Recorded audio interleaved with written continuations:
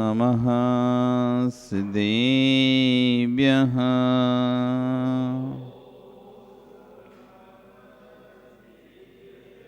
ॐ नमः सिद्धेभ्यः।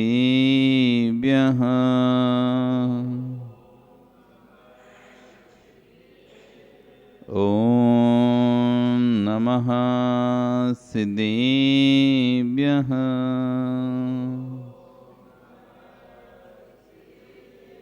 तिड़ियड़े खगिणाए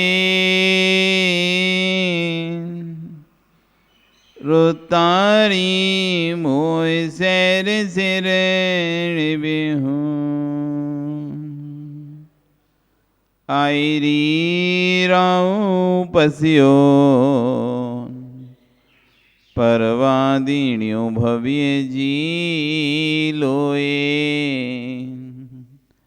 नमो हरिहंताणं नमो सिद्धाणं नमो आयरीयाणं नमो वज्रायाणं नमो लोये सव्यसाहुणम्। बोले अनंत अनंत से परमेष्टि भगवान की, आदि ब्रह्म आदिनाथ भगवान की, वर्तमान शासन महावीर भगवान की, आचार्य कुंद कुंदेव स्वामी महाराज की, आचार्य गुरु विश्व सागर जी महाराज की, अहिंसा में विश्व धर्म की।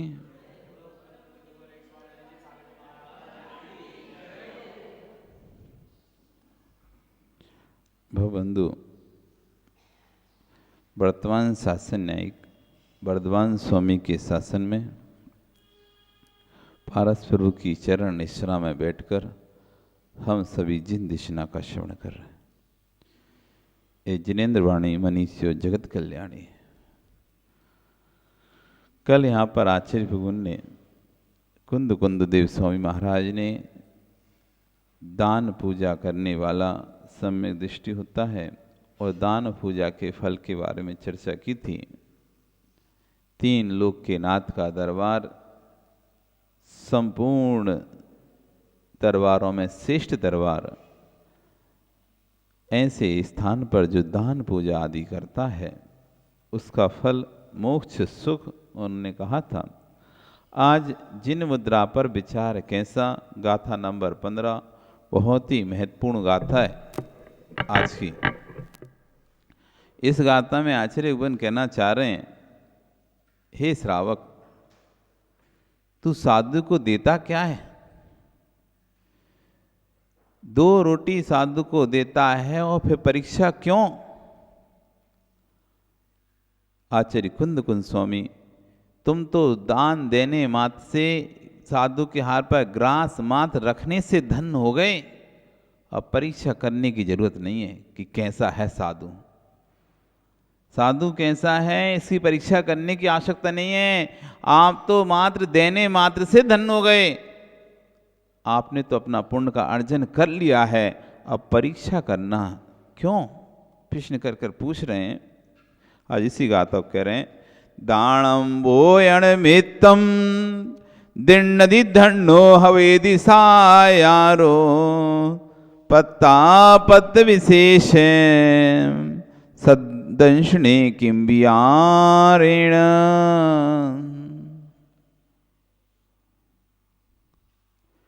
दाणम भोयम मित्तम दिन्नदि धन्नो हवेदि सायारो। हे श्रावक, सायार यानी सागार, सागार यानी जो घर से सहित है वो कहलाता है सागार, और जो घर से रहित है वो कहलाता है अनगार। सागार अनगार, सागार आगार या तो होता है, आगार मतलब घर, तो घर से सहित कौन होता है? श्रावक, और घर से रहित अनगार मुनि। तो हे श्रावक, दानम भोयण मित्तम, भोजन मात्र दानम दान देने से, देन नदी देता है, तू भोजन मात्र दान देता है, धन्नो हवदी उससे धन हो जाता है। हे श्रावक, तू भोजन मात्र मुनि के हाथ पर दान देता है, उससे तू धन हो जाता है। पत्ता पत्त विशेषम किम विचारेण सददर्शने। फिर सददर्शने जिन लिंग में पात्र अपात्र का विचार किस तरह का?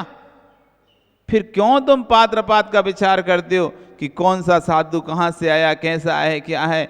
इससे तुम्हें करना क्या है? तुम तो भोजन मात्र देने से धन्य हो गए।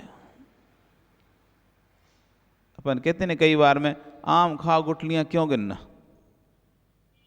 आम खाओ गुठलियां क्यों गिनना? आम खाओ गुठलियों से क्या मतलब तुम्हें?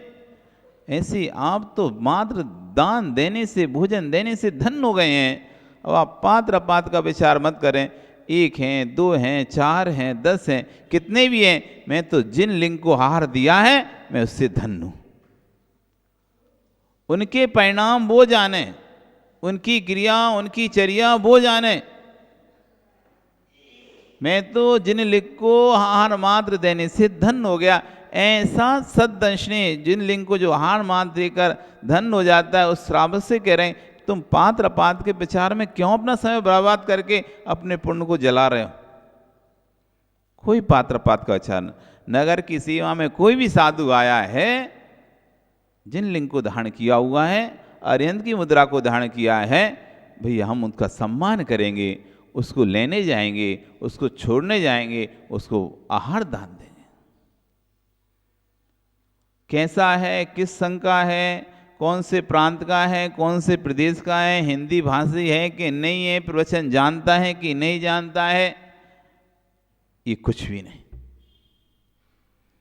ऐसा नहीं कि हिंदी भाषी हो तो हम जा रहे हैं, अब दूसरी भाषा का है साधु तो हम तो समझ में नहीं आती, क्या जाए उनके पास। अथवा अमुक संघ के हैं, उस संघ का ज़्यादा नाम नहीं है, ऐसे ही नाम है उस संघ का, इसलिए हम नहीं जाते। अमुक गुरु के शिष्य, उनके गुरु का नाम ज़्यादा अच्छा नहीं चलता, या ज़्यादा फेमस नहीं है, या कोई कारण से विवादित है, अब रह जाइए।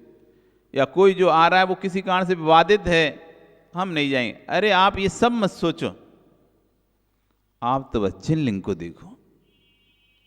जिनलिंग है, अरिहंत की मुद्रा है, महावीर की मुद्रा है। यदि बदनामी होगी तो व्यक्ति की नहीं होगी, जिनलिंग की बदनामी होगी।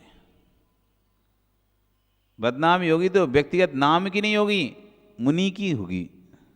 आप नहीं जाएंगे लेने, कुछ नहीं करेंगे, तो अकेला साधु जाएगा तो क्या कहेंगे लोग? जैनियों के साधु ऐसे अकेले घूमते हैं, उन्हें थोड़ा ना पता है।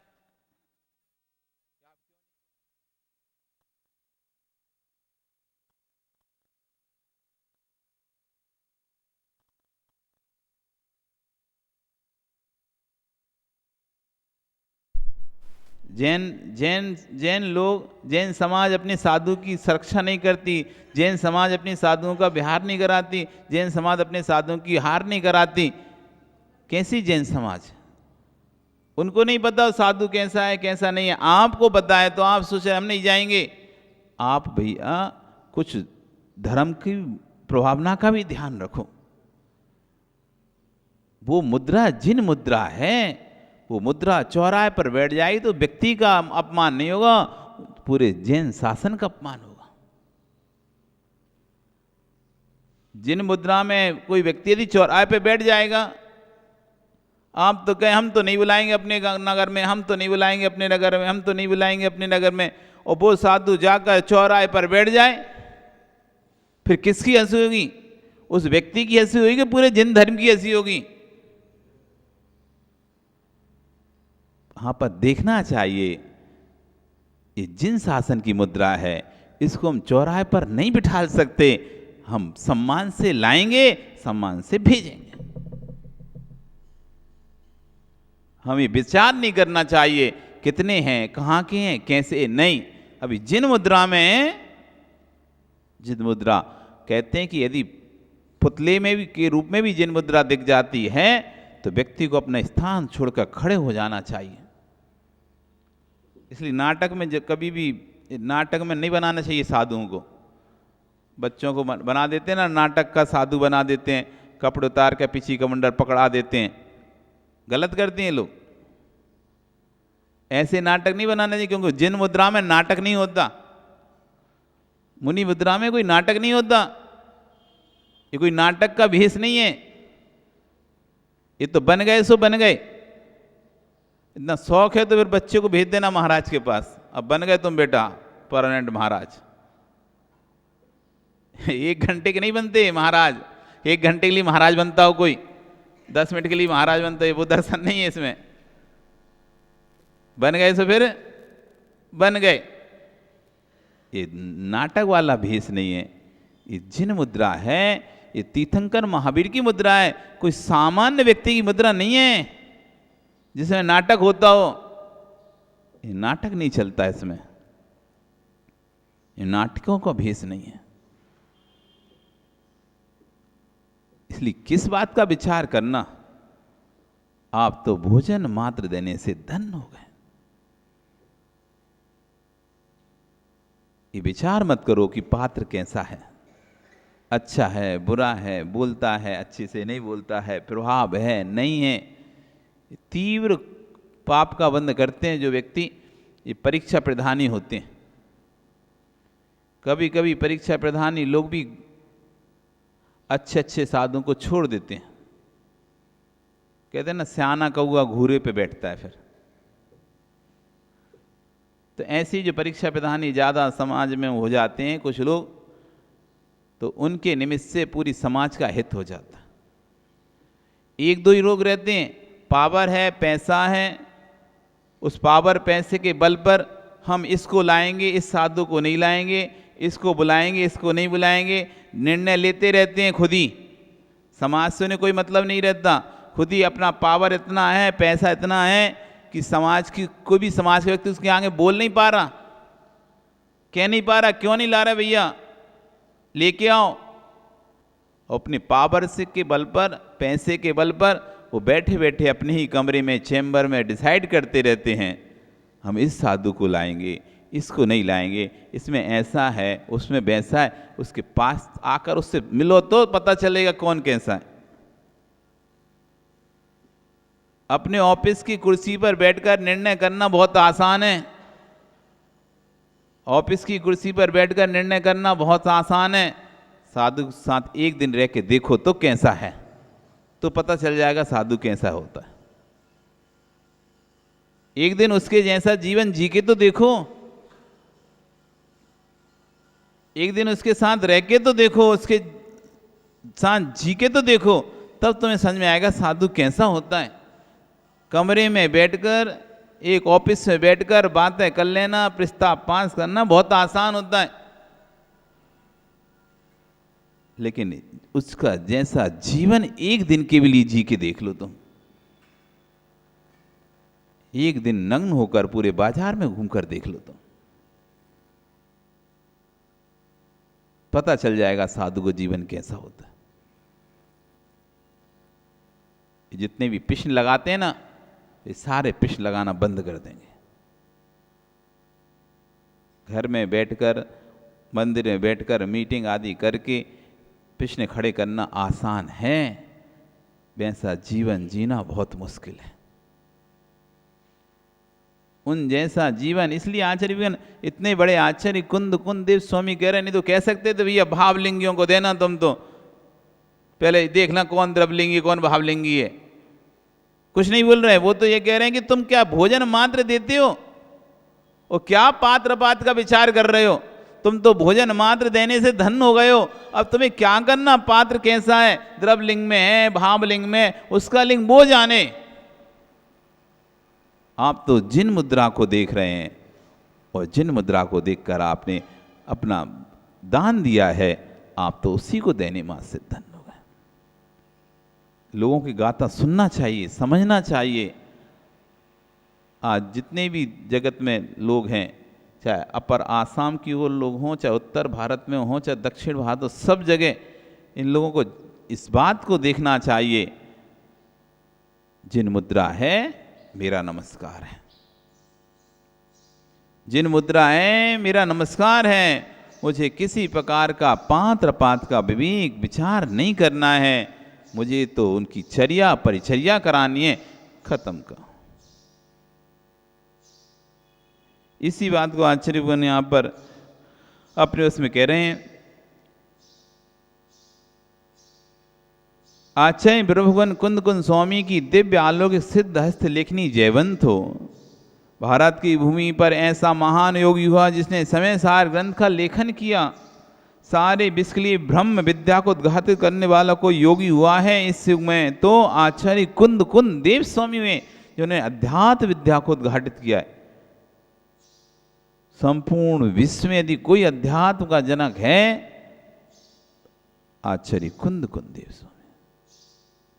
जो भी अध्यात्म का अध्ययन करता है उसको कुंद कुंद स्वामी के साहित्य को पढ़ना ही पड़ता है।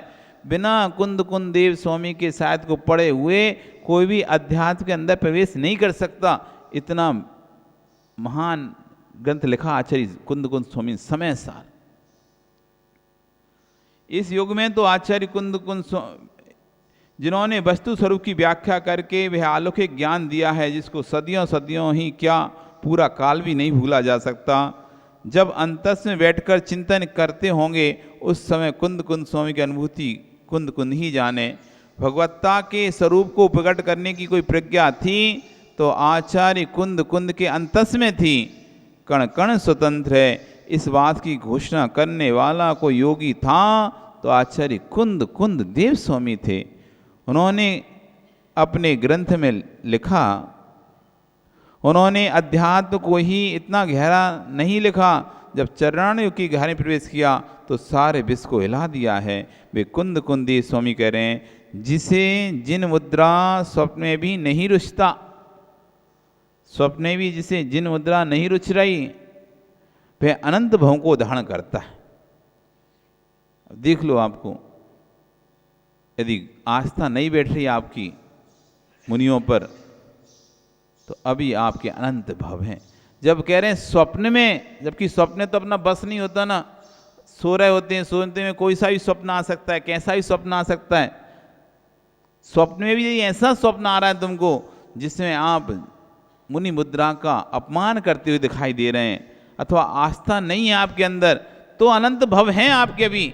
फिर तो साक्षात जो अपमान करें, अभिनय करें या विरोध करें जिन मुद्रा का, जिन लिंग का, तो अनंत भव का धारी निश्चित है, इसका पक्का है।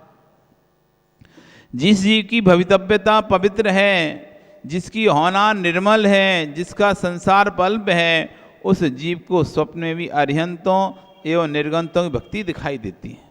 जिसकी होनार पवित्र होनी होती है, कहते हैं पूत के लक्षण पालने में दिख जाते हैं। पूत के लक्षण पालने मतलब कैसा बच्चा होगा ये पता चल जाता है कि उपद्रवी है अथवा शांत है।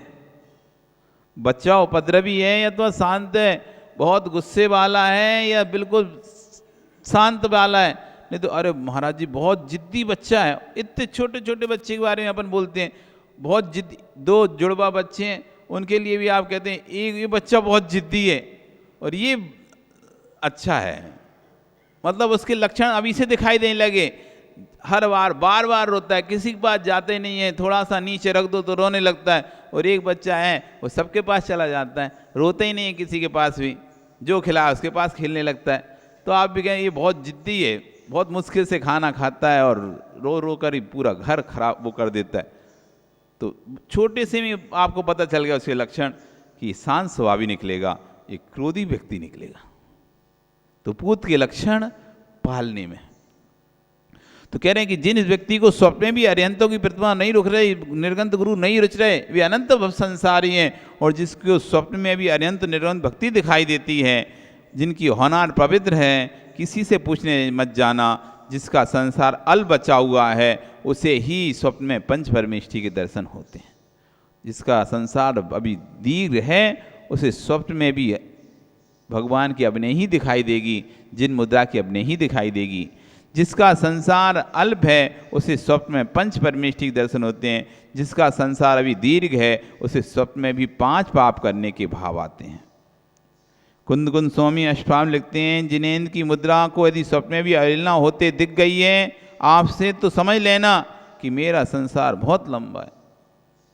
यदि आपको स्वप्न आए और आपको लगे अरे हमारे हाथ से मूर्ति गिर गई, हमारे हाथ से गुरु का अपमान हो गया, स्वप्न आ रहा है ऐसा, तो समझना भी आपका संसार बहुत दीर्घ है, दीर्घ संसारी हो भी आप। अंतरंग हेतु, बहिरंग हेतु, ये सारे हेतु उपादान की एकता की ओर इंगित करते हैं। अंतरंग हेतु, बहिरंग हेतु, ये सारे हेतु उपादान की योग्यता की ओर इंगित करते हैं कि सामने वाले उपादान की योग्यता कैसी है। जब पद्म पुराण आज ही पढ़ रहे थे तो पद्म पुराण में राजा माली, रावण का पिता माली, चाचा सुमाली और माल्यवान, ये तीन थे भाई। तीनों भाई लंकापुरी में राज्य करते थे।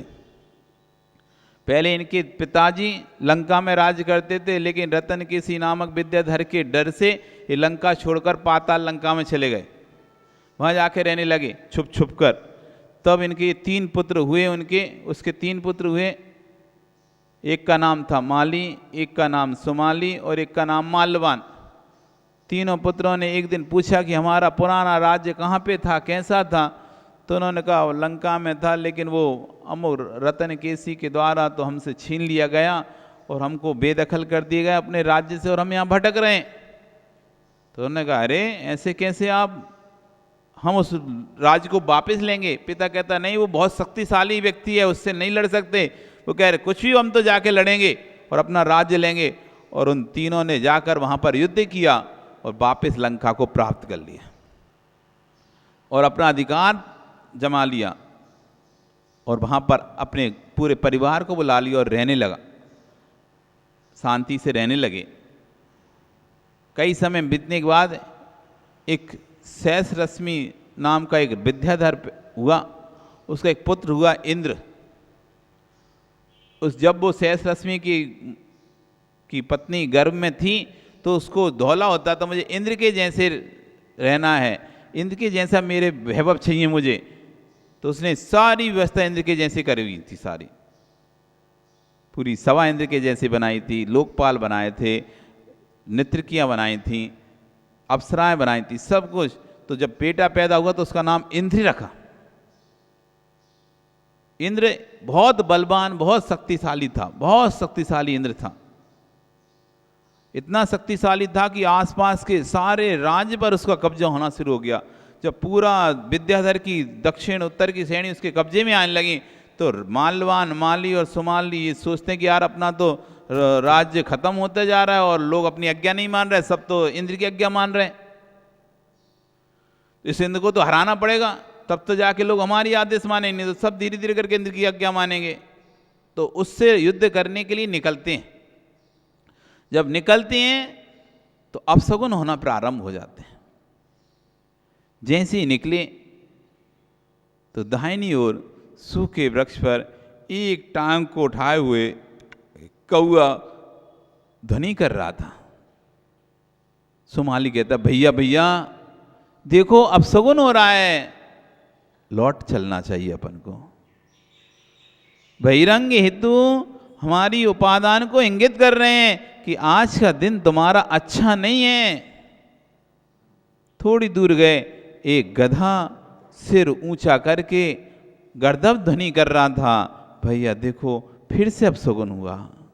थोड़े आए गए तो देखा एक स्त्री खुले बाल अपने केसों को लिए शोक व्यक्त कर रही है, भैया देखो तीसरा अपशगुन हो गया। इसलिए माताओं खुले बाल नहीं रखना चाहिए, अपशगुन होता है। जो बालों को खुला रखता है ना, बहुत अपशगुन होता है।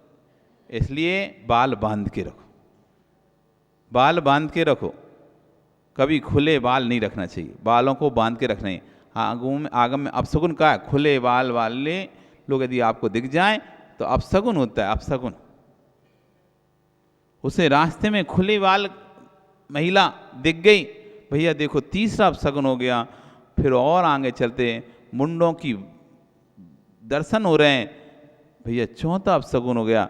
ऐसे करते जा रहे हैं, माली कह रहा अरे कुछ नहीं होता, कुछ नहीं होता, चलो। और एक के बाद एक के बाद एक अपशगुन होते चले जा रहे थे। वे बहिरंग हेतु दिखाई दे रहे थे अंतरंग उपादान के कि आज तुम्हारा मरण निश्चित है। युद्ध हुआ माली और इंद्र में, और इंद्र ने माली को मार दिया, मार दिया, बंदी बना लिया। बाकी के लोगों को। और लोग थे जो पलायन कर गए, ये बहिरंग हेतु दिखाई दे रहे थे आपके अंतरंग हेतु के। ऐसे बहिरंग हेतु है कि आपके भाव भक्ति के नहीं हो रहे, आपके भाव जिन मुद्रा के दर्शन के नहीं हो रहे, आपके भाव मुनियों को आहार देने के नहीं हो रहे, आपके भाव भगवान की भक्ति के नहीं हो रहे। ये बहिरंग हेतु इंगित कर रहा है कि आपका भी संसार बहुत दीर्घ है, बहुत लंबा है, इसलिए आपके परिणाम नहीं बन रहे हैं।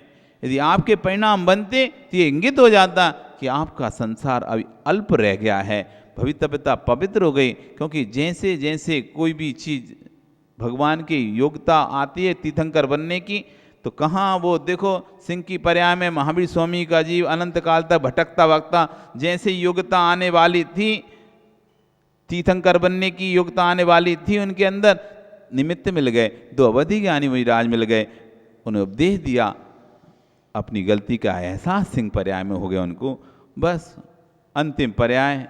उसके बाद तो फिर उन्होंने देव मनुष्य देव राजा मनुष्य देव मनुष्य देव मनुष्य करके अपने शेष पर्याय निकाली। क्योंकि अब भवितव्यता निकट आ जाती है तो वैसे निमित्त मिल जाते हैं, परिणाम वैसे होने लगते हैं, और जिसकी भवितव्यता खराब होती है उसके परिणाम बहुत खराब हो जाते हैं अंतिम समय में। अंतिम समय में एक व्यक्ति ऐसा होता है जो कहता है जिनवाणी सुना दो, और एक व्यक्ति कहता है हल्ला नहीं करो, मानना चाहते हो क्या? ये भाव निकल रहे हैं, मानना चाहते हो क्या? हल्ला मत करो, चुप रहो। इसका संसार दीर्घ है, इसको जिनवाणी नहीं सुहाई दे रही। और ये कह रहा भैया इधर उधर की बातें मत करो, जिनवाणी सुना दो। अरे वो बेटा नहीं आया, वो बहू नहीं आई, वो, अरे ये सब छोड़ो, आप हमें तो जिनवाणी सुनाओ, कौन आया कौन नहीं आया जाने दो, जिनवाणी सुना दो।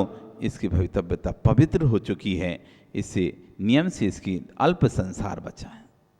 इसको मरते समय जिनवाणी सुनने की इच्छा हो रही है। और एक व्यक्ति होता है जो मरते समय, अरे हमें वो बेटा को बुला दो, वो बहू को बुला दो, उस पोते को बुला दो, उसको देखना है एक बार, उसको देख लें, उससे मिल लें, उससे बात कर लें। अब मरते समय भी राग नहीं छूट रहा, पोते का, बहू का, बेटे का।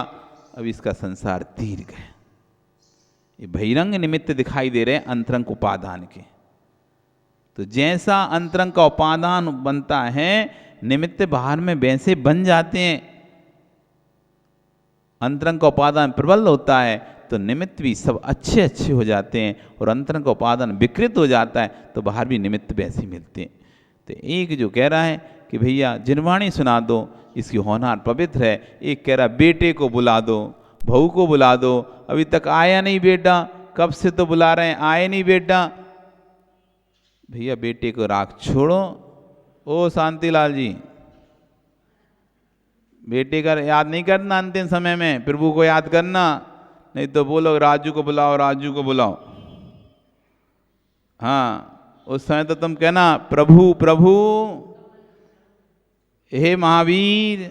इसलिए अपने बेटों के नाम अच्छे रखने चाहिए भगवान के नाम के ऊपर। कम से कम अंत समय में याद भी करो। अब तुमने लगता है अक्कू पक्कू पिक्कू हुक्कू, अब क्या, अब इन्हें बुलाओ, अरे महावीर महावीर महावीर, तो कम से कम भगवान का नाम लेते लेते तो प्राण निकलेंगे। भगवान का नाम लेते, अब तुमने ऐसे ऐसे नाम रख दिए बच्चों के। अब ये नाम ही अंग्रेजी नाम, पता नहीं कौन कौन से नाम रख देते हैं लोग, समझ नहीं आता। अब जब मरेंगे तो क्या चिल्लाएंगे, ये किसका नाम लेंगे? प्रभु का नाम लेंगे कि बच्चों का नाम लेंगे? वे भी नाम लेंगे चिंकू पिंकू। अच्छे रखना चाहिए। अंतरंग हेतु, बहिरंग हेतु, ये सारे हेतु उपादान की योग्यता की ओर इंगित करते हैं। घर में साली धान होने के बाद भी जिसको बाजरा और कौंदो खाने के भाव आ रहे हैं, हे जिनवाणी कह रहे कि इसकी भवितव्यता गरीबता की निश्चित हो चुकी है। घर में अच्छा अच्छा खाने हैं तभी वो नहीं खाना, हमें तो कौंदो खाना है, हमें तो ज्वार खाना है, उसके भाव आ रहे हैं। अच्छा धान होने के बाद भी खराब धान को खाने के भाव आ रहे हैं। अच्छे अच्छा ओढ़ने पहनने का होने के बावजूद भी खराब खराब ओढ़ने पहनते रहते हो, तो ये आपकी भवितव्यता गरीबता की निश्चित हो चुकी है। भविष्य में आपको दरिद्री बनना है, इसलिए आपके परिणाम अच्छे नहीं हो पा रहे हैं। क्योंकि गरीब बन के तो वैसी खाने मिलेगा ना, कौंदो ही मिलेंगे, फिर तो ज्वारी खाने मिलेगी, फटे पुराने कपड़े पहनने मिलेंगे। तो अभी से तुम्हारे परिणाम वैसे हो रहे हैं, ऐसे ही रहना चाहते हो तो ठीक है, समझ में आ रहा है इसका भवितव्यता आगे की गरीब की निश्चित हो सके, इसके भाव अच्छे रहने के नहीं हो पा रहे हैं, ना अच्छा खाने के हो पा रहे हैं, ना अच्छे रहने के हो पा रहे हैं। इसकी भवितव्यता गरीबता की निश्चित हो चुकी है। एक राजा था, एक राजा, उसको शरीर पे बहुत धाय हो रही थी, जलन हो रही थी, जलन, तीव्र वेदना हो रही थी शरीर में। बहुत उपचार कराने के बाद उसकी वेदना ठीक नहीं हो रही थी। एक बार क्या हुआ, दो छिपकली आपस में लड़ रही थी और लड़ते लड़ते उनकी पूंछ कट गई। पूंछ कटी तो खून निकला और खून की एक बूंद उनके राजा के शरीर पे जाकर गिरी। और जैसे ही राजा के शरीर पर गिरी तो राजा को शांति सी महसूस हुई। ओहो, ये रही मेरी औषधि, मेरी दवाई। उसने अपने दोनों पुत्रों को बुलाया और बोला कि एक बावड़ी को तुम रक्त से भर दो, मुझे आज मेरे संताप की दवाई मिल चुकी है, मैं रक्त में नहाऊंगा तो मेरा संताप दूर हो जाएगा। बच्चे सोचते हैं दोनों, लगता है इनकी दुर्गति हो गई है। रक्त से में स्नान करने से भला किसी का ताप दूर होता है क्या? अब आज्ञाकारी पुत्र क्या करें, पिता की बात माने कि नहीं माने?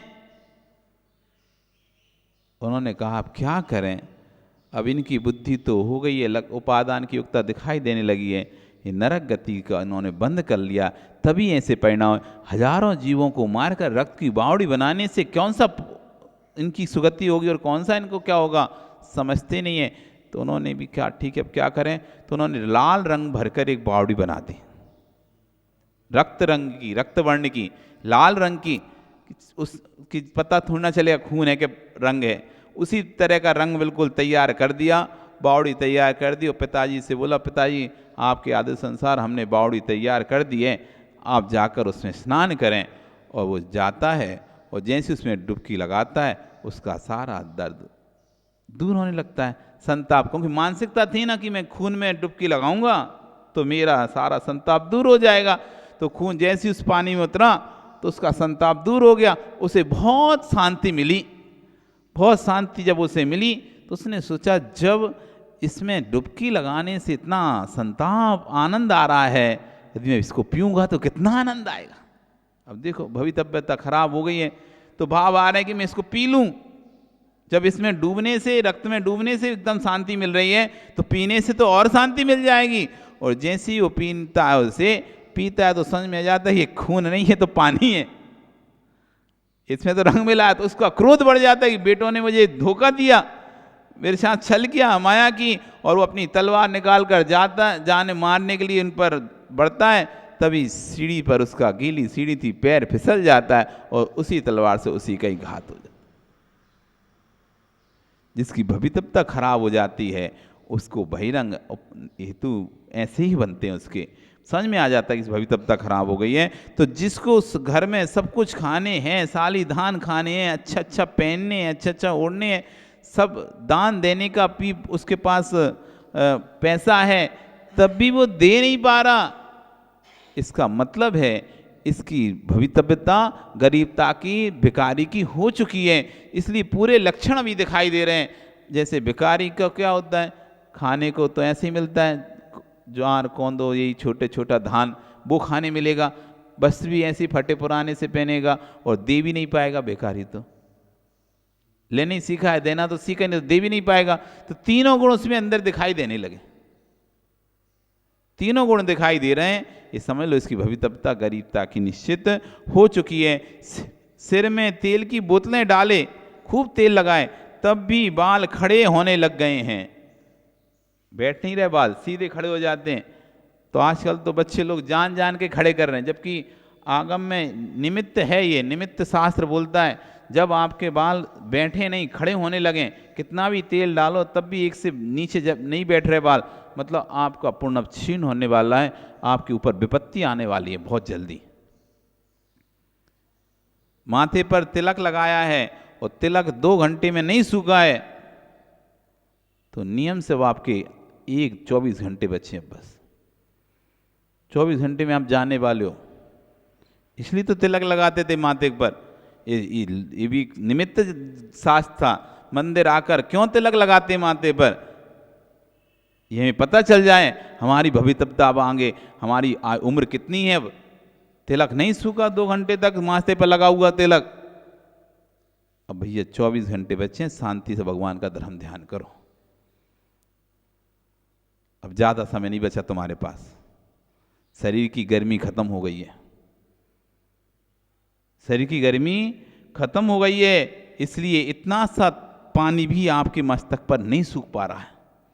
अपने शरीर में बहुत गर्मी है, थोड़ा सा अपन पानी लगाए सूख जाता है ना, पता नहीं चलता। तिलक लगाते हैं सूख जाता है, पानी तक कहाँ गया? सूख गया गर्मी से, शरीर की गर्मी से सूख गया। तो अब शरीर में बिल्कुल भी गर्मी नहीं बची है, इसलिए इतने से माथे का तिलक भी आपका नहीं सूख रहा है। अब आपका समय, अंतिम समय निकट आ चुका है। अब भगवान की भक्ति करो बस। ये निमित्त बन रहे हैं, सब बता रहे हैं। सिर में तेल की बोतलें डालें फिर भी बाल खड़े होने लगे तो समझ लेना तेरा पुण्य ने हाथ खड़े कर दिए हैं। हाथ के नाखून जो लाल दिखते थे वे एकदम सफ़ेद हो जाएं तो समझ लेना कि समझ ठीक नहीं है। वृक्ष के फल पहले नहीं आता, पुष्प पहले आता है। जैसे फल पहले नहीं आता, पहले फूल आता है। फूल आने से समझ में आता है कि फल आने वाला है। फूल आने से समझ में आता है कि फल आने वाला है। तो जब तक फूल नहीं आता तो फल भी नहीं आता। आम के वृक्ष पर अभी फूल नहीं लगे तो फल भी नहीं लग रहे। और जिस दिन से मार्च में फूल आना शुरू हो जाएंगे, मार्च का महीना बस आने वाला है, इसी महीने में अगले महीने से फूल आना, बौर जिसे अपन कहते हैं बौर आना चालू हो जाएगी और अप्रैल तक आपको फल उसमें दिखाई देने लगेंगे। पहले बौर आएगी, फूल आएगी, सुगंधित हवा बहेगी और फिर एक दिन फल दिखाई देने लगेगा। तो पहले फूल आता है। ऐसी गरीबी पहले नहीं आती हमारे पास, विपत्ति पहले नहीं आती, पहले उसके लक्षण दिखाई देने लगते हैं। लक्षण दिखाई देने लगते हैं। अब इसकी भवितव्यता ऐसी होने वाली है, इसलिए उसके लक्षण ये दिखाई दे रहे हैं। अब समझ लो फल आ गए हैं, अब फूल आने वाला है। फूल आ गए हैं, अब फल आने वाला है। फूल आ गए हैं, जब तक फूल नहीं आया तब फल की कोई गुंजाइश नहीं थी आने की। जब तक फूल नहीं आया था आप निश्चिंत बैठो, फल की कोई गुंजाइश नहीं आने की, चिंता नहीं करो। लेकिन अब फूल आ चुका है, अब जल्दी ही फूल झड़ेगा और फल आ जाएगा। फूल झड़ेगा और फल आ जाएगा। पुष्प पुण्य के पुष्प, वृक्ष पर फल नहीं आता, पुष्प पहले आता। पुष्प आते ही किसान मुस्कुराने लगता है कि फल आने का समय आ गया है। ज्ञानियों, पुण्य के भी पुष्प पहले आते हैं, पाप के भी पुष्प पहले आते हैं। बेटे की दाढ़ी मूंछ दिखने लग गई तो पिता समझ लेता है बेटा युवा हो चुका है। ज्ञानी निहारना, जिस समय तुम्हारे मन में पंच परमेश्वरी निंदा के भाव आने लग जाएं, समझ लेना मेरी दुर्गति का समय नज़दीक आ चुका है। जिस समय पंच परमेश्वरी चरणों में बैठने के भाव आने लग जाएं तो समझ ले मेरा तीर पुण्य का उदय आ चुका है। ऐसे लोग भी हैं जीवन में पाप किए हों परंतु अंतिम समय आते आते तक भाव भगवान की ओर हो जाते हैं। आयु काल के बंध में जिसके प्रशस्त परिणाम होते हैं, मृत्यु काल में उसके नियम से प्रशस्त परिणाम होते हैं। आयु बंध के काल में अच्छे परिणामों के साथ आयु बंध किया है, फिर बीच में भले पाप करने लगे कितना भी, अंतिम समय फिर से अच्छे परिणाम हो जाएंगे। आयु काल के समय बुरे परिणाम थे, फिर बीच में बहुत पुण्य करने लगे, बहुत धर्म करने लगे, लेकिन बाद में आयु के मरते समय वापस उसके अप्रशस्त परिणाम हो जाएंगे। खराब परिणाम से आयु बंद किया तो मरण भी खराब परिणामों से होगा। अच्छे परिणामों के साथ आयु बंद हुआ तो मरण भी अच्छे परिणाम। बीच का कुछ भी होता रहे उससे कोई फर्क नहीं। आयु बंद काल में जिस तरह के परिणाम थे, मरण के समय वैसे ही परिणाम हो जाएंगे। आयु काल के समय जिसके प्रशस्त परिणाम थे, मृत्यु काल में नियम से प्रशस्त परिणाम होते हैं। और आयु बंध जिसने खोटा कर लिया है, जीवन धर्म करेगा, मरण समय आएगा तब कोई कहेगा कि नमोकार मंत्र सुनाओ, तो कहेगा भैया हल्ला मत करो, यथा गति तथा मति, जैसी गति हो जाती है वैसी मति हो जाती है। आपका समय कल फिर आओगे, कल हम पुनः इस पर और चर्चा करेंगे कि कैसे यहाँ पर गति के ऊपर मति का, कैसे मति हमारी बदलती है, इस सब चर्चा करेंगे। बोली भगवान महावीर स्वामी की जिरवाणी।